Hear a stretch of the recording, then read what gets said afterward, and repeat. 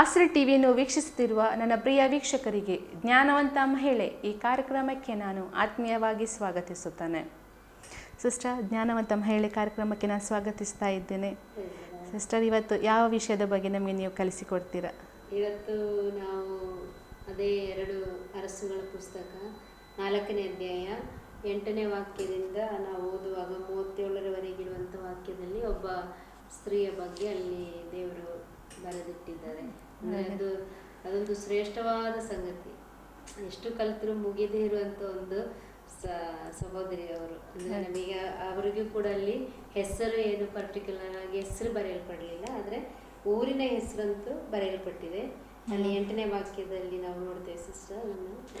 ಒಂದು ಸಾರಿ ಎಲೀಷನು ಶೂನೇಮಿಗೆ ಹೋದನು. ಅಲ್ಲಿನ ಒಬ್ಬ ಕುಲೀನ ಸ್ತ್ರೀಯು ಅವನನ್ನು ತನ್ನ ಮನೆಯಲ್ಲಿ ಊಟ ಮಾಡಬೇಕೆಂದು ಒತ್ತಾಯಪಡಿಸಿದಳು. ಅಂದಿನಿಂದ ಅವನು ಆ ಮಾರ್ಗದಿಂದ ಹೋಗುವಾಗೆಲ್ಲ ಆ ಮನೆಯಲ್ಲೇ ಊಟ ಮಾಡುತ್ತಿದ್ದನು. ಇಲ್ಲಿ ನಾವು ನೋಡ್ತಾ ಇದ್ದೇವೆ, ಇಲ್ಲಿ ಕೂಡ ಎಲೀಷನ ಒಂದು ಕಾಲದಲ್ಲಿ ನಡೆದಂತ ಸಂಗತಿಯಾಗಿದೆ. ಇಲ್ಲಿ ನಾವು ನೋಡ್ತಾ ಇದ್ದೀವಿ, ಎಲೀಷನು ಒಂದು ಸಾರಿ ಶೂನೇಮಿಗೆ ಹೋದನು ಎಂಬುದಾಗಿ. ಅಲ್ಲಿನ ಒಬ್ಬ ಕುಲೀನ ಸ್ತ್ರೀಯು ಅವನನ್ನು ತನ್ನ ಮನೆಯಲ್ಲಿ ಊಟ ಮಾಡಬೇಕೆಂದು ಒತ್ತಾಯಪಡಿಸಲು. ಇವಳ ಹೆಸರು ನಾವು ಶೂನೇಮಿನ ಕುಲೀನ ಸ್ತ್ರೀ ಅಂತ ಇಟ್ಕೊಳ್ಳೋದು ಬಿಟ್ರೆ ಅವಳಿಗೆ ಏನು ಹೆಸರು ಹಾಗೆ ಒಂದು ಹೆಸರು ಕೊಡಲ್ಪಡಲಿಲ್ಲ. ಅಂದ್ರೆ ನಾವು ಹೀಗೆ ಕಲಿಯೋ ಶೂನೇಮಿ ಸ್ತ್ರೀ. ಇವಳು ಪ್ರಸಿದ್ಧಳು, ಎಲ್ಲರಿಗೆ ಗೊತ್ತಿರೋಂಥ ವಿಷಯ. ಇದ್ರ ಬಗ್ಗೆ ಅನೇಕರು ಪ್ರಸಂಗ ಕೂಡ ಮಾಡಿ ಅನೇಕರಿಗೆ ಗೊತ್ತಿರೋಂಥ ವಿಷಯ. ಇಲ್ಲಿ ನಾವು ನೋಡ್ತಾ ಇದ್ದೇವೆ, ಇವಳಲ್ಲಿ ಇದ್ದಂಥ ಒಂದು ಒಳ್ಳೆಯ ಸ್ವಭಾವ ಏನಂದ್ರೆ, ಅವಳು ಹಿಂದೆ ಮುಂದೆ ಗೊತ್ತಿಲ್ಲ ಎಲೀಷನ್ ಯಾರು ಅಂತ. ನೋಡಿ ಹೇಳ್ತಾ ಇದ್ದಾರೆ, ಅಲ್ಲಿನ ಒಬ್ಬ ಕುಲೀನ ಸ್ತ್ರೀಯು ಅವನನ್ನು ತನ್ನ ಮನೆಯಲ್ಲಿ ಊಟ ಮಾಡಬೇಕೆಂದು ಒತ್ತಾಯಪಡಿಸಿದ್ರು. ಅದೇ ಸ್ಟಾರ್ಟ್ ಆಗ್ತಾ ಇದೆ ಅಲ್ಲಿಂದ. ಆಮೇಲೆ ನಾವು ನೋಡ್ತೇವೆ, ಅಂದಿನಿಂದ ಅವನು ಆ ಮಾರ್ಗವಾಗಿ ಹೋಗುವಾಗೆಲ್ಲ ಆ ಮನೆಯಲ್ಲಿ ಊಟ ಮಾಡುತ್ತಿದ್ದನು. ಆಮೇಲೆ 9ನೇ ವಾಕ್ಯದಲ್ಲಿ ನೋಡ್ತಾ ಇದ್ದೇವೆ, ಆ ಸ್ತ್ರೀಯು ತನ್ನ ಗಂಡನಿಗೆ, ಯಾವಾಗಲೂ ಈ ದಾರಿಯಿಂದ ಹೋಗುತ್ತಾ ಬರುತ್ತಾ ಇರುವ ಆ ಮನುಷ್ಯನು ಪರಿಶುದ್ಧನು, ದೇವರ ಮನುಷ್ಯನು ಆಗಿರುತ್ತಾನೆಂದು ನನಗೆ ಗೊತ್ತಾಯಿತು. ಅವಳು ನೋಡಿ ಹೇಗೆ ಹೇಳ್ತಾ ಇದ್ದಾಳೆ, ಹೇಗೆ ಅಬ್ಸರ್ವ್ ಮಾಡ್ತಾ ಇದ್ದಾಳೆ. ಆ ದಾರಿಯಿಂದ ಅವರೊಬ್ಬರೇ ಅಲ್ಲ, ಪ್ರತಿದಿನ ಹೋಗುವಂಥದ್ದು. ಸುಮಾರು ಜನ ಹೋಗ್ತಾರೆ ಬರ್ತಾರೆ. ಈಗ ಒಂದು ನಮ್ಮ ಮನೆಯ ಮುಂದೆ ದಾರಿ ಇದ್ರೆ ಎಷ್ಟೋ ಜನ ಹೋಗ್ತಾರೆ ಬರ್ತಾರೆ. ಆದ್ರೆ ಇವಳು ನೋಡಿ ಆ ಸೇವಕರನ್ನ ಗುರುತಿಟ್ಟು ಅವನನ್ನ ಕಲಿತಾ ಇದ್ದಾಳೆ. ಅವಳು ಆ ಸೇವಕರು ಇವರು ಹೌದು, ಇವರು ಒಳ್ಳೆ ಭಯಭಕ್ತಿ ಇರುವಂತವ್ರು, ಹೇಗೆಲ್ಲ ಅವಳು ಏನ್ ಮಾಡ್ತಾ ಇದ್ದಾಳೆ, ಕಲಿತುಕೊಂಡು ಅವಳು ಗಂಡನಿಗೆ ಏನ್ ಹೇಳ್ತಾ ಇದ್ದಾಳೆ, ಈ ದಾರಿಯಿಂದ ಯಾವಾಗಲೂ ಹೋಗುತ್ತಾ ಬರುತ್ತಾ ಇರುವ ಆ ಮನುಷ್ಯನು ಪರಿಶುದ್ಧನು, ದೇವರ ಮನುಷ್ಯನು ಆಗುತ್ತಾನೆಂದು ನನಗೆ ಗೊತ್ತಾಯ್ತು, ಆಗಿರುತ್ತಾನೆಂದು ನನಗೆ ಗೊತ್ತಾಯ್ತು. ಅವಳು ಹೇಗೆ ಕಲ್ತಳು, ಅವನು ಪರಿಶುದ್ಧನು, ದೇವರ ಮನುಷ್ಯನು. ಅದು ಸಾಧಾರಣವಾಗಿ ಯಾರಿಗೂ ಒಂದು ಇದ್ದಕ್ಕಿದ್ದ ಹಾಗೆ ಅಂತ ಒಂದು ಸ್ವಭಾವ ಬರಲ್ಲ. ನೋಡಿ, ಈಗ ನಾವು ಕೂಡ ನಮ್ಮ ಲೈಫಲ್ಲಿ ನಾವು ಇಟ್ಕೊಂಡು ಕಲಿತಾದ್ರೆ ನಮ್ಮ ಮನೆ ದಾರಿಯ ಮುಂದೆ ಎಷ್ಟೋ ಜನ ಹೋಗ್ತಾರೆ ಬರ್ತಾರೆ ಅಲ್ಲ, ನಾವು ಅದನ್ನ ಗಮನಿಸ್ತೇವೆ. ನಮಗೆ ಗಮನಿಸ್ಲಿಕ್ಕೆ ಸಮಯನೇ ಇಲ್ಲ. ಅದರಲ್ಲಿ ಈಕೆ ನೋಡಿ, ಅವಳು ಎಂತ ಒಂದು ಶ್ರೇಷ್ಠವಾದ ಕಾರ್ಯ ಅಲ್ಲಿ ಮಾಡ್ತಾ ಇದ್ದಾಳೆ ಅಂದ್ರೆ, 8ನೇ ವಾಕ್ಯದಲ್ಲಿ ಅವಳ ಕುರಿತಾದಂಥ ಸ್ವಭಾವದ ಬಗ್ಗೆ ನಾವು ಕಲಿಯೋದಾದ್ರೆ, ಸೇವಕರನ್ನ ಸನ್ಮಾನಿಸುವಂತ ಒಂದು ಸ್ವಭಾವ ಅವಳ ಜೀವಿತದಲ್ಲಿ. ಅವಳು ಕುಲೀನ ಸ್ತ್ರೀ ಆಗಿದ್ಳು, ಸರಿ, ಒಳ್ಳೆಯ ಒಂದು ಮನೆತನದವಳಾಗಿದ್ದಳು, ಒಳ್ಳೆ ಹೆಸರು ಇದ್ದಂತ ಕುಟುಂಬದವಳಾಗಿದ್ದಳು. ಆದ್ರೆ ಅವಳು ಏನ್ ಮಾಡ್ತಾ ಇದ್ದಾಳೆ, ತನ್ನ ಮನೆಯಲ್ಲಿ ಊಟ ಮಾಡಬೇಕೆಂದು ಒತ್ತಾಯಪಡಿಸ್ತಾ ಇದ್ದಾಳೆ. ಈ ಸೇವಕರು ಯಾರು, ಏನು, ಎಲ್ಲಿಂದ ಬರ್ತಾರೆ, ಎಲ್ಲಿ ಹೋಗ್ತಾರೆ ಎಂತ ಗೊತ್ತಿಲ್ಲ. ಆದ್ರೆ ಇವಳು ಒಂದು ಕೆಲಸ ಮಾಡ್ತಾ ಇದ್ದಾಳೆ, ಸೇವಕರನ್ನ ಸತ್ಕಾರ ಮಾಡುವಂತ ಒಂದು ಸ್ವಭಾವ ಈಕೆಯಿಂದ ನಾವು ಕಲ್ತ್ಕೊಂಡು. ಖಂಡಿತವಾಗ್ಲು. ಅಂದ್ರೆ ನೋಡ್ಲಿಕ್ಕೆ ಹೋದ್ರೆ ಒಂಥರ ಒಳ್ಳೆಯ ಮನೆತನ, ಅಂದ್ರೆ ಅವಳಿಗೆ ಅವಶ್ಯಕತೆ ಇರ್ಲಿಕ್ಕಿಲ್ಲ, ಅಂದ್ರೆ ಆದ್ರೂ ಸಹ ಅವಳ ಅದ್ರಲ್ಲಿ ಒಂದು ಸ್ವಭಾವ ಇತ್ತು, ಗೌರವಿಸ್ಬೇಕು, ತಾನು ಕೊಡ್ಬೇಕು, ಸತ್ಕಾರ ಮಾಡ್ಬೇಕೆಂಬುದಾಗಿ. ಆಮೇಲೆ ನಾವು ನೋಡ್ತಾ ಇದ್ದೇವೆ, ಹಾಗೆ ಒತ್ತಾಯಪಡಿಸಿದ್ರ ನಿಮಿತ್ತವಾಗಿ ಆ ಸೇವಕರು ಏನ್ ಮಾಡ್ತಾ ಇದ್ದಾರೆ, ಅಲ್ಲಿಂದ ಊಟನ ಮಾಡ್ತಾರೆ ಯಾವಾಗಲೂ. ಆಮೇಲೆ ನಮ್ಮ ಜೀವಿತದಲ್ಲಿ ಕೂಡ ನಾವು ಏನ್ ಮಾಡ್ಬೇಕಂದ್ರೆ, ನಮ್ಮಲ್ಲಿಗೆ ಬರುವಂತ ಸೇವಕರು ಅಥವಾ ದೇವರ ಜನರಿಗೆ ನಾವು ಉಪಚಾರ ಮಾಡುವಂತವರಾಗಿರ್ಬೇಕು. ಅವರನ್ನ ನಾವು ತಿರಸ್ಕಾರ ಮಾಡಬಾರದು. ನೋಡಿ, ಆ ದಾರಿಯಿಂದ ಹೋಗ್ತಾ ಬರ್ತಾ ಇದ್ದಾರೆ ಇವರು ಪ್ರತಿ ದಿವಸ. ಇವನು ದೇವರ ಮನುಷ್ಯನು ಎಂಬುದಾಗಿ ಅವಳು ತಿಳ್ಕೊಳ್ತಾ ಇದ್ದಾಳೆ. ಹೇಗೆ ಬಂದಿದೆ ಅಂದ್ರೆ, ಇದು ದೇವರಿಂದ ಖಂಡಿತ ಅಂದ್ರೆ ವಿವೇಚನೆ, ಒಂದು ವಿವೇಚಿಸುವಂತ, ಎಲ್ಲರನ್ನ ನಂಬುವಂತ ಒಂದು ಪರಿಸ್ಥಿತಿ ಅಲ್ಲ. ಹೌದು. ಕೆಲವರನ್ನ ನೋಡಿ ಕಲಿತು ನಂಬುವಂತ ಒಂದು ಸ್ವಭಾವ. ನಮ್ಮ ಜೀವಿತದಲ್ಲಿ ಕೂಡ ನಾವು ಹಾಗೆ ಇರಬೇಕು. ಯಾರನ್ನು ನಾವು ಕಣ್ಮುಚ್ಚಿ ನಂಬುವಂತವರಾಗಿರಬಾರ್ದು. ಯಾರೇ ಆಗಲಿ ಈ ಲೋಕದಲ್ಲಿ ನಮಗೆ ಸಹಾಯ ಮಾಡ್ತೇನೆ ಅಥವಾ ನಮ್ಮ ಒಂದು ಅನುಕೂಲಕ್ಕೆ ತಕ್ಕ ಹಾಗೆ ನಿಲ್ಲೋರ ಇರಬಹುದು. ಆದ್ರೆ ಯಾವ ಸಮಯದಲ್ಲಿ ವಂಚನೆ ಮಾಡ್ತಾರೆ, ಯಾವ ಟೈಮಲ್ಲಿ ಏನ್ ಮಾಡ್ತಾರೆ ನನಗೆ ಗೊತ್ತಿಲ್ಲ.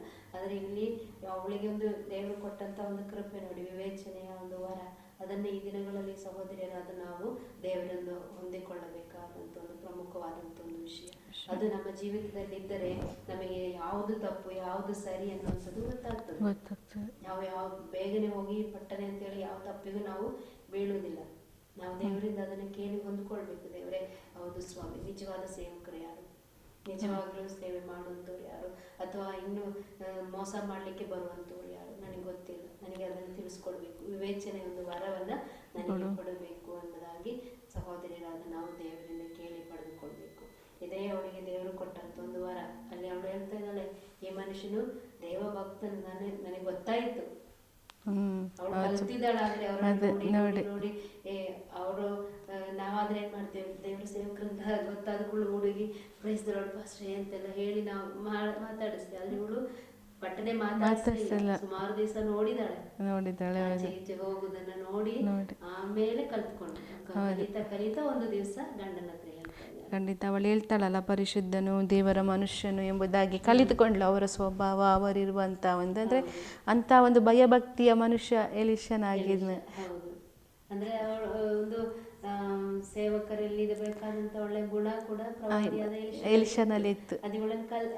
ನೋಡಿ ಕಲ್ತಿದ್ದಾಳೆ. ಹೌದು, ಖಂಡಿತವಾಗ್ಲಿ. ಅಂದ್ರೆ ನಾವು ನೋಡೋದು ಅದೊಂದು ಪ್ರವಾದಿ ಹೇಳಿದ್ರೆ ಅವರ ಮೇಲೆ ಪರಿಶುದ್ಧ ಆತ್ಮನ ಇರ್ತಾನೆ, ಅವರ ಮೇಲೆ ಒಂದು ಅಭಿಷೇಕ ಇರ್ತದೆ. ಅದನ್ನು ಆಕೆ ನೋಡಿದ್ದಿರ್ಬೋದು. ಅಂದ್ರೆ ಅವರಲ್ಲಿ ಏನೋ ಒಂದು ಬೆಳಕಿದೆ, ಏನೋ ಇದೆ ಎಂಬುದಾಗಿ. ಅಂದ್ರೆ ಅದನ್ನು ನೋಡುವಂತ ಸ್ವಭಾವವು ಈ ಸ್ತ್ರೀಯಲ್ಲಿ ಇತ್ತು. ಸುಮ್ಮನೆ ಅದೇ ಖಂಡಿತವಾಗ್ಲಿ ಎಷ್ಟೋ ಮಂದಿ ಹೋಗ್ತಾರೆ, ಅದರಲ್ಲಿ ಇವರಲ್ಲಿ ಏನೋ ವಿಶೇಷ ಇದೆ ಎಂಬುದಾಗಿ ಆಕೆ ಕಂಡುಕೊಂಡ್ಲು. ಅದೇ ಮೇನ್ ಆಗಿ ಬೇಕಾಗಿರುವಂತ ವಿಷಯ. ಸೇವಕರುಗಳು ಅಥವಾ ಸೇವೆ ಮಾಡುವಂತವರು ಯಾರೇ ಆಗ್ಲಿ, ಸೇವಕರು ಮಾತ್ರ ಅಲ್ಲ, ಯಾರೇ ಆಗ್ಲಿ, ಹೇಗಿದ್ದಾರೆ ಅವರನ್ನ ಒಂದು ಅವಳು ನೋಡಿ ಅಲ್ಲಿ ಅವರನ್ನ ಗಮನಿಸಿ ಅವ್ರು ಹೇಗಿದ್ದಾರೆ ಅಂತ ಅವರ ಕುರಿತಾಗಿ ಸಾಕ್ಷಿ ಹೇಳ್ತಾಳೆ. ಅವರು ಪರಿಶುದ್ಧರಾಗಿದ್ದಾರೆ, ದೇವರ ಭಕ್ತರಾಗಿದ್ದಾರೆ. ಎಲಿಷನ ಹಾಗಿದ್ದರ ನಿಮಿತ್ತವೇ ಅವಳು ಅಷ್ಟೊಂದು ಧೈರ್ಯವಾಗಿ ಗಂಡನ ಹತ್ರ ಹೇಳ್ತಾ ಇದ್ದಾಳೆ. ಸಾಧಾರಣವಾಗಿ ಯಾರೋ ದಾರಿಯಿಂದ ಹೋಗ್ತಾರೆ, ಅವ್ರನ್ನ ಮನೇಲಿ ಯಾರಾದ್ರೂ ಉಳಿಸ್ಕೊಳ್ತಾರೆ. ಆಗಿನ ಕಾಲದಲ್ಲಿ ಇರಬಹುದೇನೋ, ಆದ್ರೆ ಈಗಿನ ಕಾಲದಲ್ಲಿ ಖಂಡಿತ ಇಲ್ಲ, ಖಂಡಿತ ಆಗ್ಲಿಕ್ಕಿಲ್ಲ. ಪರಿಚಯದವರನ್ನೇ ನಿಲ್ಲಿಸ್ಲಿಕ್ಕೆ ಕಷ್ಟ ಇರುವಂತ ನೋಡಿ. ಆಗಿನ ಕಾಲದಲ್ಲೂ ಅಂತ ಪರಿಸ್ಥಿತಿಗಳಿತ್ತು ನೋಡಿ. ಕಳ್ಳರು ಮತ್ತೆ ದರೋಡೆ ಮಾಡುವವರೆಲ್ಲ, ಸುಲಿಗೆ ಮಾಡುವವರು, ಹೀಗೆಲ್ಲ ತಕೊಂಡು ಹೋಗೋರು ಹಳೆ ಕಾಲದಲ್ಲಿ ಇದ್ರು. ಆದ್ರೆ ಇವಳು ಏನ್ ಮಾಡ್ತಾ ಇದ್ದಾರೆ, ಅದೊಂದು ವಿಶೇಷವಾದೊಂದು ಕೃಪೆ ಇವಳಿಗೆ ದೇವರು ಕೊಟ್ಟಿದ್ದಾರೆ. ಅಂದ್ರೆ ವಿವೇಚಿಸುವಂತವರ ಅದನ್ನ ನಾವು ದೇವರಿಂದ ಕೇಳಿಕೊಂಡು ಪಡೆದುಕೊಳ್ಬೇಕು. ಮೊದಲನೇದಾಗಿ ಅವಳು ಅತಿಥಿ ಸತ್ಕಾರ ಅಥವಾ ಸೇವಕರನ್ನ ಸನ್ಮಾನಿಸುವಂತದ್ದು. ದೇವರ ವಾಕ್ಯದಲ್ಲಿ ನಾವು ನೋಡುತ್ತೇವೆ, ದೇವರು ಸಮುವೇಲನಿಗೆ ಹೇಳ್ತಾರೆ, ನನ್ನನ್ನ ಮಾನಿಸುವವರನ್ನ ನಾನು ಮಾನಿಸುತ್ತೇನೆ ಅಂತ. ನನ್ನನ್ನು ಯಾರು ಗೌರವಿಸುತ್ತಾರೆ ನಾನು ಅವರನ್ನು ಗೌರವಿಸುತ್ತೇನೆ. ನಾವು ದೇವರನ್ನ ಹೇಗೆ ಮಾಡ್ತೇವೆ, ಹೇಗೆ ತಿಳ್ಕೊಳ್ತೇವೆ, ನಾವು ದೇವರ ಸೇವಕರನ್ನ ಹೇಗೆ ತಿಳ್ಕೊಳ್ತೇವೆ, ಹಾಗೆ ದೇವರು ನಮಗೆ ಮಾಡುವಂಥದ್ದು. ನಾವು ಒಳ್ಳೆ ರೀತಿಯಲ್ಲಿ ಅವ್ರನ್ನ ಸನ್ಮಾನಿಸಿದರೆ ನಮಗೆ ದೇವರ ಆಶೀರ್ವಾದ ಕೊಡ್ತಾರೆ. ಖಂಡಿತವಾಗ್ಲಿ ಒಳ್ಳೆ ಸೇವಕರಾದ್ರೂ ನಾವು ಕೆಲವೊಮ್ಮೆ ತಿರಸ್ಕಾರ ಮಾಡ್ತೇವೆ. ಅದಕ್ಕೆ ನಮಗೆ ಆಶೀರ್ವಾದ ಎಂದು ಸಿಗುವುದಿಲ್ಲ. ಅದಕ್ಕೆ ಬದಲಾಗಿ ನಮಗೆ ಶಾಪನೆ ಬರುತ್ತೆ. ಅದಕ್ಕೋಸ್ಕರ ಬಹಳ ಭಯಭಕ್ತಿಯಿಂದ ದೇವರು ನಮಗೋಸ್ಕರ ಇಟ್ಟಿರುವಂಥ ಸೇವಕರಾಗಲಿ ಅಥವಾ ಇನ್ನು ಬೇರೆ ಯಾವುದೇ ದೇವರ ಸೇವೆ ಮಾಡುವಂಥ ಪರಿಶುದ್ಧರಾದ ಸೇವಕರ ಕುರಿತಾಗಿ ನಾವು ಒಳ್ಳೆಯ ಸಾಕ್ಷಿಯನ್ನು ಅವರ ಕುರಿತಾಗಿ ಅವರ ಕುರಿತಾಗಿ ಯಾವುದೇ ಕಾರಣಕ್ಕೂ ಯಾವ ಮಾತು ಆಡ್ಬಾರ್ದು. ಖಂಡಿತವಾಗ್ಲೂ ನೋಡಿ, ದಾವೀದನ ಜೀವಿತದಲ್ಲಿ ಸೌಲನನ್ನ ಕೊಲ್ಲುವುದಕ್ಕೋಸ್ಕರ ಎಷ್ಟೋ ಸಮಯ ಸಿಕ್ಕಿತ್ತು. ಸಂದರ್ಭ ಒಂದು ಸಲ ಅಲ್ಲ, ಎರಡು ಸಲ ಅಲ್ಲ, ಹತ್ತಿರ ಬಂದು ನೋಡಿ, ಒಮ್ಮೆ ಆತನ ಸೌಲನ ಬಟ್ಟೆ ಕತ್ತರಿಸಿಕೊಂಡು ಅಷ್ಟು ಹತ್ತಿರ ಸಿಕ್ಕಿದ್ದಾನೆ. ಹೌದು. ಮತ್ತೆ ಸೌಲನನ್ನು ದಾವೀದನು ಅಂದ್ರೆ ಅಂತ ಅನ್ಯಾಯಸ ಸೌಲನ್ ಮಾಡಿದ್ರು ಅವರ ಜೀವಿತಕ್ಕೆ, ಆದ್ರೂ ಕೂಡ ಆತನ ಅಭಿಷಿಕ್ತನ ವಿರುದ್ಧ ಕೈ ಎತ್ತಲಿಕ್ಕೆ ಮನಸ್ಸು ಮಾಡ್ಲಿಲ್ಲ. ನಾನು ಅದೇ ಮಾತಾಡ್ಲಿಕ್ಕೆ ಬಂದೆ ನೋಡಿ. ದಾವೀದನು ಹೇಳ್ತಾ ಇದ್ದಾನೆ, ನಾನು ಅಭಿಷಿಕ್ತನ ವಿರುದ್ಧವಾಗಿ ಕೈ ಎತ್ತದಿಲ್ಲ. ಅವಕಾಶ ಇತ್ತು. ಅಂದರೆ ಅಂಥ ಒಂದು ಅನ್ಯಾಯ ಸಹ ಸೌಲನಿಂದ ಆಗಿತ್ತು ಆ ಒಂದು ಅವರ ಸಮಯದಲ್ಲಿ ನೋಡುವಾಗ ದಾವೀದನಿಗೆ ಅಂತ ಒಂದು ಕಹಿಯಾದ ಅನುಭವ ಆಗಿತ್ತು. ಇವರಿಂದ ಆಗಿತ್ತು.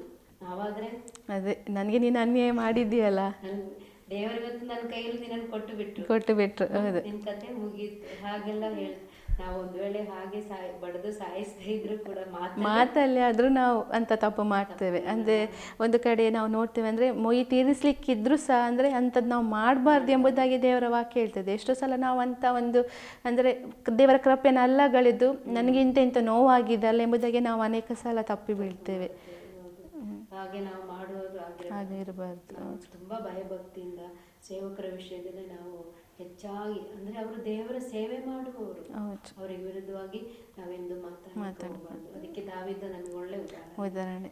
ಅಭಿಷಿಕ್ತನ ವಿರುದ್ಧವಾಗಿ ನಾನು ಕೈ ಎತ್ತುವುದಿಲ್ಲ ನೋಡಿ. ಅವನಿಗೆ ಎಷ್ಟೆಷ್ಟು ಚುಚ್ಚು ಮಾತಾಡಿ ಕೊಲ್ಬೇಕು, ಸಾಯಿಸ್ಬೇಕು, ಎದುರೆದುರು ಬಂದು ಸಾವಿನಿಂದ ಎಷ್ಟೋ ಸಲ ತಪ್ಪಿಸ್ಕೊಂಡಿದ್ದಾರೆ.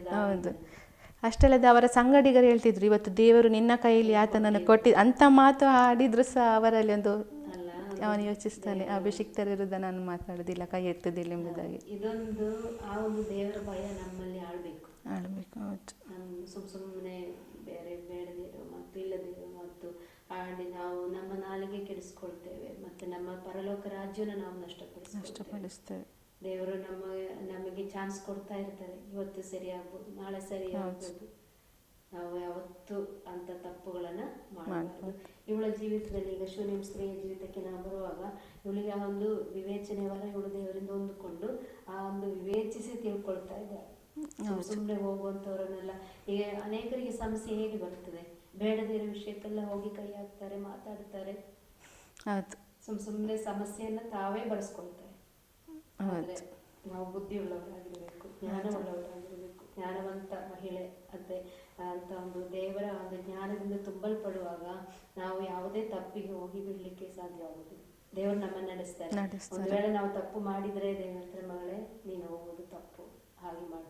ಕನಸಿನ ಮೂಲಕವಾಗುವುದು, ಸೇವಕರುಗಳ ಮೂಲಕವಾಗುವುದು, ಮತ್ತು ನಮ್ಮ ಆತ್ಮಿಕ ಸಹೋದರರ ಮೂಲಕವಾಗಿ ದೇವರು ನಮ್ಮೊಂದಿಗೆ ಮಾತಾಡಿ ನಮ್ಮನ್ನು ತಿದ್ದಲಿಕ್ಕೆ ಟ್ರೈ ಮಾಡ್ತಾ ಇದ್ವಿ. ಯಾಕಂದ್ರೆ ದೇವರು ಪ್ರೀತಿ ಸ್ವರೂಪಿ, ದೀರ್ಘ ಶಾಂತಿ ಉಳ್ಳ ದೇವರು, ತನ್ನ ಮಕ್ಕಳ ಮೇಲೆ ಆತನು ಕರುಣೆ ಉಳ್ಳವನು.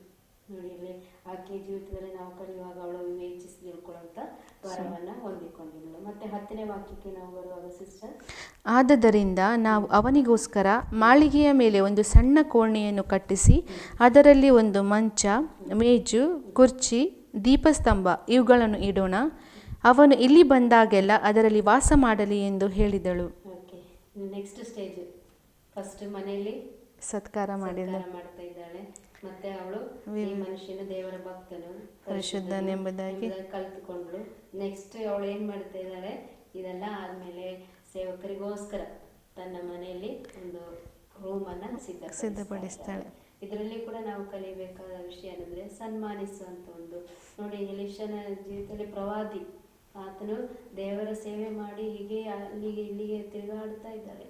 ಆದ್ರೆ ಅವರ ಕಷ್ಟದಲ್ಲಿ ಇವಳು ಏನ್ ಮಾಡ್ತಾ ಇದ್ದಾರೆ, ಅವರಿಗೆ ಒಂದು ತಂಗ್ಲಿಕ್ಕೋಸ್ಕರ ಒಂದು ಜಾಗವನ್ನು ಕೊಡ್ತಾರೆ. ಅವಳ ಒಂದು ಮನಸ್ಸು ನೋಡಿ, ದೇವರಿಗೋಸ್ಕರ ಕೊಡುವಂತ ಒಂದು ಮನಸ್ಸು, ಅದು ತನ್ನ ಮನೆಯಲ್ಲಿಯೇ. ತನ್ನ ಸ್ವಂತ ಮನೆಯಲ್ಲಿ ಅವಳು ಏನ್ ಮಾಡ್ತಾ ಇದ್ದಾಳೆ, ಗಂಡನಿಗೆ ಹೇಳ್ತಾ ಇದ್ದಾಳೆ, ನಾವಿಬ್ರಿಗೋಸ್ಕರ ಒಂದು ರೂಮನ್ನ ಮಾಡೋಣ ನಮ್ಮ ಮನೆಯಲ್ಲಿ. ಅವರು ಮಾಡ್ತಾ ಇದ್ದಾರೆ. ಅವನಿಗೋಸ್ಕರ ಒಂದು ರೂಮನ್ನ ಕಟ್ಟಿ ಅದರಲ್ಲಿ ಮಾಳಿಗೆ ಮೇಲೆ ಒಂದು ಸಣ್ಣ ಕೋಣೆಯನ್ನು ಕಟ್ಟಿಸಿ ಅದರಲ್ಲಿ ಒಂದು ಮಂಚ, ಮೇಜು, ಕುರ್ಚಿ, ದೀಪಸ್ತಂಭ ಇವುಗಳನ್ನು ಇಡೋಣ. ಅಂದ್ರೆ ಆತನಿಗೆ ಬೇಕಾದಂತ ಎಲ್ಲ ವ್ಯವಸ್ಥೆಗಳನ್ನ ಅವಳಲ್ಲಿ ಮಾಡಿಕೊಡ್ತಾ ಇದ್ದಾಳೆ. ಇದೊಂದು ಶ್ರೇಷ್ಠವಾದ ಒಂದು ವಿಷಯ. ಸಾಧಾರಣವಾಗಿ ಗಂಡ ಹೆಂಡತಿ ಇಬ್ರು ಇದ್ದಾರೆ, ಆದ್ರೆ ಗಂಡನಿಗಿಂತ ಈ ವಿಷಯದಲ್ಲಿ ಇವಳು ಚುರುಕಿದ್ದಾಳೆ. ಸನ್ಮಾನಿಸ್ಬೇಕು, ಮಾಡ್ಬೇಕು, ನಾವೇನಾದ್ರೂ ಅವರಿಗೆ ಗೌರವಿಸಬೇಕೆಂಬ ಮನೋಭಾವನೆ ಅವಳು ಮುಂದೆ ಇದ್ದಾಳೆ. ಅದೇ ಅತಿಥಿ ಸತ್ಕಾರ ಮಾಡುವುದರಲ್ಲಿ, ಸೇವಕರನ್ನು ಸನ್ಮಾನಿಸುವ ವಿಷಯದಲ್ಲಿ ಸ್ತ್ರೀಯರು, ಸಹೋದರಿಯರು ಮುಂದೆ ಇರಬೇಕು. ಖಂಡಿತವಾಗ್ಲಿ ಮನೆಯಲ್ಲಿ ಅಂತ ಒಂದು ಅಂದರೆ ಎಷ್ಟೋ ಸಲ ನೋಡ್ಲಿಕ್ಕೆ ಹೋದ್ರೆ ಈ ಗಂಡಂದಿರಿ ಅಂತ ಎಲ್ಲ ವಿಷಯಗಳು ಅಷ್ಟು ಗೊತ್ತಾಗೋದಿಲ್ಲ. ಆದರೆ ಒಂದು ಸ್ತ್ರೀ ಆದವಳು ತಿಳಿ ಹೇಳಿಸಿದ್ರೆ ಹೀಗೆ ಮಾಡುವ ಅಂದರೆ ಅವರು ಅದನ್ನು ಒಪ್ಕೊಳ್ತಾರೆ, ಹೌದಲ್ಲ ಎಂಬುದಾಗಿ. ಒಂದು ಇಂಥ ವಿಷಯದಲ್ಲಿ ಸಹೋದರಿಯರು ಚುರುಕಾಗಿರ್ಬೇಕು. ಹೌದು, ಬೇರೆ ವಿಷಯಗಳಲ್ಲಿ ಹೋಗೋದಕ್ಕೆ ಬಾರದು. ಆದ್ರೆ ಇಂಥ ಎಲ್ಲ ಸತ್ಕಾರ ಮಾಡಿ ಸಹೋದರಿಯರಿಂದ ನಾವು ಅನೇಕ ಸಹೋದರಿಯರನ್ನು ಕಲ್ತ್ಕೊಂಡು ಬಂದ್ವಿ. ಸಾರಳಿಂದ ಹಿಡಿದು ಎಲ್ಲ ಸಹೋದರಿಯರ ಜೀವಿತದಲ್ಲಿ ನಾವು ನೋಡುವಾಗ ಅನೇಕ ಸಹೋದರಿಯರು ಅತಿಥಿ ಸತ್ಕಾರ.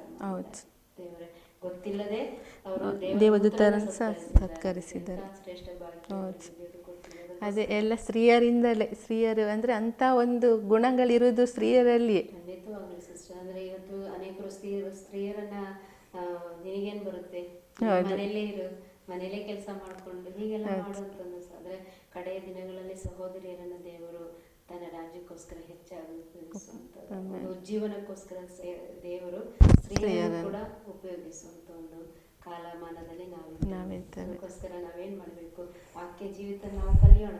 ಅವಳಲ್ಲಿದ್ದಂತ ಒಳ್ಳೆ ಸ್ವಭಾವಗಳನ್ನ ನಾವು ಅಭ್ಯಾಸ ಮಾಡಿಕೊಳ್ಳೋಣ.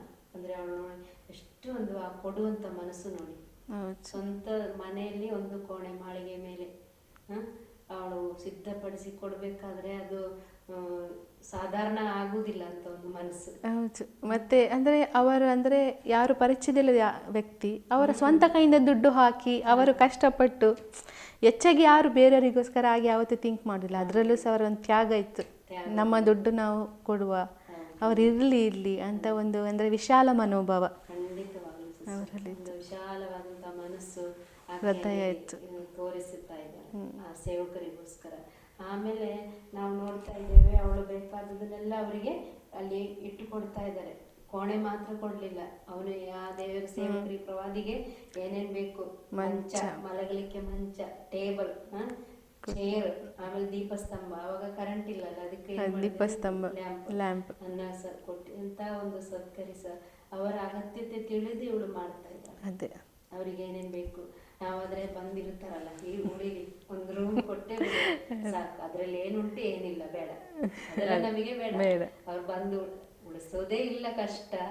ಅದ್ರಲ್ಲೇ ಮತ್ತೆ ಇದೆಲ್ಲ ಮಾಡಿದ್ರೆ ಎಷ್ಟೆಲ್ಲ ಯಾರು ಒಂದಿನಕ್ಕೆ ಎಲ್ಲ ಬರುದಿರ್ಲಿ ಅಂದ್ರೆ ಅಂತ ಒಂದು ಮನೋಭಾವ. ಆದ್ರೆ ಇವಳಲ್ಲಿ ನೋಡಿ ನಾವು ಕಲಿಬೇಕಾದಂತ ಒಳ್ಳೆ ಒಂದು ಸ್ವಭಾವ ಅಂದ್ರೆ ಯಾರ ಒಂದು ಅಗತ್ಯತೆಗೆ ಸರಿಯಾಗಿ ಅವರಿಗೆ ನಾವು ಸಹಾಯ ಮಾಡುವಂತ ಒಂದು ಮನೋಭಾವ. ಅವರು ತಿಳಿಸದೆ ನಮ್ಮಿಂದಲೇ ಅಂತ ಒಂದು ಗುಣ ಬರಬೇಕು. ಅವರು ಅಂದ್ರೆ ಕೆಲವು ಸಲ ಒಂದು ಅಗತ್ಯತೆ ಇರ್ತದೆ, ಆದ್ರೆ ನಮ್ಗೆ ಅಂತ ಸ್ವಭಾವ ಅಂದ್ರೆ ಇರಬೇಕು. ಅವರು ಕೇಳೋದಕ್ಕಿಂತ ಮೊದಲೇ ನಾವು ಮಾಡಿಕೊಡ್ಬೇಕು. ಯಾಕಂದ್ರೆ ನಮ್ಮ ಜೀವಿತದಲ್ಲಿ ದೇವರ ಎಷ್ಟೋ ಸಲ ನಾವು ಕೆಲವು ವಿಷಯಗಳನ್ನು ಕೇಳೋದಕ್ಕಿಂತ ಮೊದಲೇ ನಮಗೆ ದೇವರು ಒದಗಿಸಿ ಕೊಡ್ತಾರೆ ಅಂತ ದೇವರು ಮಾಡ್ತಾರೆ. ಅಂತ ಸ್ವಭಾವ ಸಹ ನಮ್ಮಲ್ಲಿ ಇರಬೇಕು. ಬೇರೆಯವರು ಹೇಳೋದಕ್ಕಿಂತ ಮೊದಲೇ ನನ್ನಿಂದ ನಾನು ಕೊಡ್ತೇನೆ ಎಂಬುದಾಗಿ. ಇವಳು ಕೊಡುವಂಥದ್ದು ಒಂದೇ ದಿನದಿಂದ ಕೊಡ್ತಾ ಇಲ್ಲ. ಇವಳಿಗೆ ಆ ಒಂದು ಮನೋಭಾವ, ಸ್ವಭಾವ, ಇವಳು ಏನು ಹುಟ್ಟುಗುಣ ಹೇಳ್ತಾರೆ ಸ್ವಭಾವ.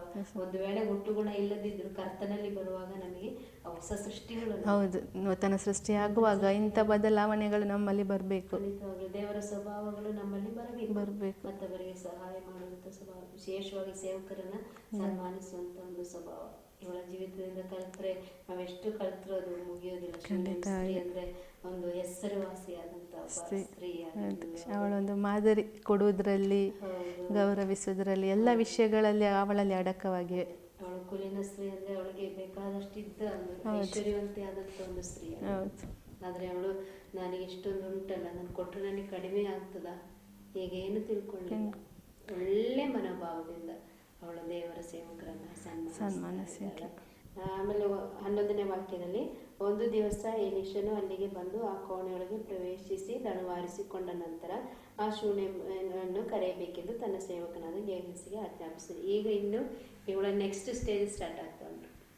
ನೆಕ್ಸ್ಟ್ ಸ್ಟೇಜಿಗೆ ಇವಳು ಬರ್ತಾ ಇದ್ದಾಳೆ. ಈಗ ಇಷ್ಟೆಲ್ಲ ಇವಳು ಮಾಡಿದ್ರಲ್ಲ ಸೇವಕರಿಗೋಸ್ಕರ, ಈಗ ಸೇವಕರು ಸುಮ್ಮನೆ ಇರ್ತಾರೆ. ಅವ್ರು ಹೇಳ್ತಾ ಇದ್ದಾರೆ, ಅವಳನ್ನು ಕರಿ, ಪ್ರವಾದಿಯಾದ ಗೇಹಸಿಯ ಅವನ ಪ್ರವಾದಿಯ ಸೇವಕನಾದ ಗೇಹಸಿಯನ್ನ ಕಳಿಸ್ತಾ ಇದ್ದಾರೆ. ಅವಳನ್ನು ಕರೆದು ಅವಳಿಗೆ ಏನ್ ಅಗತ್ಯ ಉಂಟು ಕೇಳುವ, ನಾವು ಕೇಳಿ ಅವಳಿಗೆ ಏನಾದ್ರೂ ಬೇಕಾದ್ರೆ ನಾವು ಮಾಡುವ. ನೋಡಿ, ನಾವು ದೇವರಿಗೋಸ್ಕರ ಮಾಡುವಾಗ ದೇವರು ನಮಗೋಸ್ಕರ ಕಾರ್ಯ ಮಾಡ್ತಾರೆ. ಖಂಡಿತವಾಗಿ ನಾವು ದೇವರ ಸೇವೆ ಮಾಡುವಾಗ ನಮ್ಮ ಸೇವೆಯನ್ನ ಅಥವಾ ನಮ್ಮ ಅಗತ್ಯತೆಯನ್ನ ದೇವರು ಪೂರೈಸ್ತಾರೆ. ಇವತ್ತು ಅನೇಕರಿಗೆ ಸೇವೆ ಮಾಡುವ ವಿಷಯದಲ್ಲಿ ಸ್ವಲ್ಪ ಹಿಂಜರಿತಾರೆ. ಸೇವೆ ಮಾತ್ರ ಬೇಡ, ಬೇರೆ ಕರ್ತನೆ ನಾನು ಹಣ ಕೊಟ್ಟು ಸಹಾಯ ಮಾಡ್ತೇನೆ, ಪ್ರಾರ್ಥನೆ ಮಾಡಿ ಹೆಲ್ಪ್ ಮಾಡ್ತೀನಿ ಅಂತ. ಆಮೇಲೆ ನಾವು ಸೇವೆಗೋಸ್ಕರ ಕೊಡುವಾಗ ಅಥವಾ ನಾವು ತಯಾರಾಗುವಾಗ ನಮ್ಮ ಕಾರ್ಯಗಳು ದೇವರು ಮಾಡ್ತಾರೆ. ಅನೇಕ ಸೇವಕರುಗಳ ವಿಷಯದಲ್ಲಿ ಸಾಕ್ಷಿ ಕೇಳಿದ್ದೇವೆ. ನಮ್ಮ ಮಕ್ಕಳ ವಿಷಯದಲ್ಲಿ ಮನೆಯಿಂದೆಲ್ಲ ಅವರು ನಂಬಿಕೆ ಬಂದು ಸೇವೆ ಮಾಡಿದ್ರೆ ನಿಮ್ಮ ಹೊರಗೆ ಹಾಕಿದಾಗ ತಂದೆ ತಾಯಿಗಳು ಬಂಧು ಬಳಗಂದ್ರು ನಿಮ್ಮ ಮಕ್ಕಳನ್ನ ಇಟ್ಕೊಂಡು ಏನ್ ಮಾಡ್ತೀಯ, ಎಲ್ಲಿಗೆ ಹೋಗ್ತೀಯ, ನಿನಗೆ ಹೇಗೆ ನಿನ್ನ ಸಮಸ್ಯೆ ಎಲ್ಲ ಈಗ ಹೇಗೆ ನಿನ್ನ ಖರ್ಚಿಗೆ ಆಗ್ತದೆ, ಇಂಥ ಕ್ವಶನ್ ಎಲ್ಲ ಕೇಳಿದಂತ ಸುಮಾರು ಜನ ಇದ್ದಾರೆ. ಆದ್ರೆ ಅಂಥವ್ರ ಮುಂದೆಲ್ಲ ದೇವರು ಸೇವೆ ಮಾಡುವಂಥವ್ರನ್ನ ಮಾನಿಸ್ತಾರೆ. ಒಂದು ವೇಳೆ ಆ ಕೇಳಿದವರು ತಲೆ ತಗ್ಗಿಸುವಂತ ಪರಿಸ್ಥಿತಿ ಬರ್ತದೆ, ಆದ್ರೆ ದೇವರಿಗೋಸ್ಕರ ಸೇವೆಗೋಸ್ಕರ ಹೊರಟಂತವರ ಜೀವಿತದಲ್ಲಿ ತಲೆ ತಗ್ಗಿಸುವ ಪರಿಸ್ಥಿತಿ ಎಂದಿಗೂ ದೇವರು ಬರಮಾಡಿಸ್ತಾರೆ. ಅವರು ದೇವರಿಗೋಸ್ಕರ ನಾವೇನ್ ಮಾಡುತ್ತೇವೆ ಅದರ ಪ್ರತಿಫಲ ಇವತ್ತಲ್ಲ ನಾಳೆ ದೇವರು ನಮಗೆ ಖಂಡಿತ ಕೊಟ್ಟೆ ಕೊಡ್ತಾರೆ. ಅಂದ್ರೆ ಅದಕ್ಕೆ ಸಮಯ ಉಂಟು, ತಕ್ಕ ಸಮಯ ಉಂಟು. ಇವಳ ಜೀವಿತದಲ್ಲಿ ಒಂದು ಕೊರತೆ ಇತ್ತು, ಗಂಡ ಹೆಂಡತಿ ಇಬ್ಬರೇ, ಮಕ್ಕಳಿಲ್ಲ, ಅದೊಂದು ಕೊರತೆ. ಅದು ನಾವು ಕೆಳಗೆ ಬರುವಾಗ ನೆಕ್ಸ್ಟ್ ನಾವು ಅದನ್ನ ಕಲಿಯೋಣ. ಅದ್ರಲ್ಲಿ ನೋಡಿ ಆ ಒಂದು ಕೊರತೆಯ ಮಧ್ಯದಲ್ಲಿ ಇವಳು ಇದ್ದಂತೆಲ್ಲ ಅದನ್ನೆಲ್ಲ ದೇವರಿಗೋಸ್ಕರ ಮಾಡ್ತಿದ್ದಾಳೆ. ಸಾಧಾರಣವಾಗಿ ನಾನು ಇಷ್ಟೆಲ್ಲ ಮಾಡ್ತೇನಲ್ಲ, ನನಗೆ ಯಾಕೆ ಮಕ್ಕಳು ಕೊಡ್ಲಿಲ್ಲ ದೇವರು, ಹೌದು ಅಂತ ಪ್ರಶ್ನೆ ಬರ್ತದೆ. ಹೇಳ್ತಿದ್ರೆ ಹೀಗೆ ಸಹ ಇರ್ಬೋದು, ಅಂದ್ರೆ ನನ್ನದೇ ಸಮಸ್ಯೆ ನನಗೆ ಜಾಸ್ತಿ ಉಂಟು, ನಾನು ಯಾಕೆ ಬೇರೆಯವರಿಗೆ ಮಾಡಲಿ ಅಂತ ಮನೋಭಾವ ಎಷ್ಟೋ ಸಲ ನಮ್ಮಲ್ಲಿ ಬರ್ತದೆ. ಅಂಥದ್ದೆಲ್ಲ ನಮ್ಮೊಳಗೆ ಇರಬಾರದು, ನಾವು ತೆಗೆದು ಹಾಕ್ಬೇಕು. ನಾವು ಕರ್ತನ ರಾಜ್ಯಕ್ಕೋಸ್ಕರ ಜ್ಞಾನವಂತರಾಗಿ ನಾವು ಪ್ರಕಾಶಗೊಳ್ಳಬೇಕಾದ್ರೆ ಇಂಥ ಸಹೋದರರ ಜೀವಿತ ನಾವು ಕಲಿಬೇಕು. ಅವರ ಒಳ್ಳೆ ಸ್ವಭಾವಗಳು ನಮ್ಮಲ್ಲಿ ನಾವು ಅಳವಡಿಸ್ಕೊಳ್ಬೇಕು. ಆದಷ್ಟು ನಾವು ಟ್ರೈ ಮಾಡಬೇಕು, ನಾವು ಮಾಡಿ ನೋಡೋಣ. ಹೀಗೆ ಸೇವೆ ವಾಕ್ಯದಲ್ಲಿ ಉಂಟಲ್ಲ, ಒಂದು ಸಲ ಟೆಸ್ಟ್ ಮಾಡೋಣ. ಹೀಗೆ ನಾವು ಮಾಡುವಾಗ ದೇವರ ಆಶೀರ್ವಾದ ನಮಗೆ ಹಿಡಿಯಲಾರದಷ್ಟು ದೇವರು ಕೊಡ್ತಾರೆ. ನಾವು ಯೋಚಿಸುವುದಕ್ಕಿಂತ ಬೇಡುವುದಕ್ಕಿಂತ ಅಧಿಕವಾಗಿ ದೇವರು ಮಾಡುವಂತನಾಗಿದ್ದಾನೆ. ಖಂಡಿತವಾಗ್ಲೂ ನೀವು ಇವತ್ತಿನ ದಿನದಲ್ಲಿ ಆಶೋನ್ಯ ಸ್ತ್ರೀಯ ಬಗ್ಗೆ ನೀವು ಹೇಳಿದ್ರಿ. ತನ್ನ ಕೊರತೆಗಳ ಮಧ್ಯದಲ್ಲಿಯೂ ಆಕೆ ಸನ್ಮಾನಿಸಲಿಕ್ಕೆ ಕಲಿತ್ಲು, ಕೊಡಲಿಕ್ಕೆ ಕಲಿತ್ಲು. ಇನ್ನು ಅನೇಕ ವಿಷಯಗಳಿವೆ, ಮುಂದಿನ ಸಂಚಿಕೆಯಲ್ಲಿ ನಾವು ಇದರ ಬಗ್ಗೆ ಕಲಿಯುವ. ಇವತ್ತಿನ ದಿನದಲ್ಲಿ ಈ ಒಂದು ಕೆಲವು ವಿಷಯಗಳನ್ನು ನೀವು ಹಂಚಿದರೆ ಅದು ನಿಜವಾಗ್ಲೂ ಅದು ಅಗತ್ಯತೆ. ನಾವು ಒಂದು ಸ್ತ್ರೀಯಾಗಿ ಅದನ್ನು ನಾವು ನಮ್ಮ ಜೊತೆಗೆ ಅಳವಡಿಸಿಕೊಳ್ಳುವಂಥ ವಿಷಯಗಳೇ ಆಗಿದ್ವು. ಆಸೆ ಟಿವಿಯ ಪರವಾಗಿ ನಾನು ಧನ್ಯವಾದ ತಿಳಿಸ್ತೇನೆ. Thank you. ಪ್ರಿಯ ವೀಕ್ಷಕರೇ, ಶೂನ್ಯ ಸ್ತ್ರೀಯ ಬಗ್ಗೆ ನಾವು ಇವತ್ತು ಕಲಿತ್ವಿ. ಆಕೆಯಲ್ಲಿ ಒಂದು ಕೊರತೆ ಇತ್ತು, ಬಟ್ ಆಕೆಯ ಕೊರತೆಗಿಂತ ಹೆಚ್ಚಾಗಿ ಆಕೆ ಅದನ್ನು ಯಾವುದನ್ನು ಅವಳು ನೋಡಲಿಲ್ಲ. ಅವಳು ನೋಡಿದ್ಲು, ನಾನು ಸನ್ಮಾನಿಸಬೇಕು, ನನ್ನಿಂದ ಏನಾಗ್ತದೋ ಅದನ್ನು ನಾನು ಮಾಡ್ತೇನೆ ಎಂಬುದಾಗಿ. ನಿಜವಾಗ್ಲೂ ಮುಂದಿನಲ್ಲಿ ನಾವು ನೋಡುವಾಗ ಅವಳು ಒಂದು ಉನ್ನತ ಆಶೀರ್ವಾದಕ್ಕೆ ಅವಳು ಪಾತ್ರಳಾಗ್ತಾಳೆ. ಆದರೆ ಅವಳ ಆಶೀರ್ವಾದ ಸಿಗ್ತದೆ ಎಂಬುದಾಗಿ ಅವಳು ಹೋಗಲಿಲ್ಲ. ಆದರೆ ತನ್ನ ಕರ್ತವ್ಯ ಏನಿದೆ ಅವಳು ನಂಬಿಗಸ್ತಿಕೆಯಿಂದ ಮಾಡಿದ್ಲು. ಮುಂದಿನ ಸಂಚಿಕೆಯಲ್ಲಿ ಇದರ ಬಗ್ಗೆ ನಾವು ಇನ್ನೂ ಹೆಚ್ಚಾಗಿ ಕಲಿಯುವ. ಆಸರ್ ಟಿವಿಯನ್ನು ಇನ್ನೂ ಆಸಕ್ತಿಯಿಂದ ವೀಕ್ಷಿಸ್ತಾ ಇರಿ. ನಿಮ್ಮ ಜೀವಿತಕ್ಕೆ ಈ ಒಂದು ಆಸರ್ ಟಿವಿಯು ಬೇಕಾದಂಥ ಜೀವಿತದ ಮೌಲ್ಯಗಳನ್ನು ಕೊಡಲಿ ಎಂಬುದಾಗಿ ನಾನು ಹಾರೈಸುತ್ತಾನೆ. ಮುಂದಿನ ಸಂಚಿಕೆಯಲ್ಲಿ ಮತ್ತೆ ನಾವು ಭೇಟಿಯಾಗುವ. ಧನ್ಯವಾದಗಳು.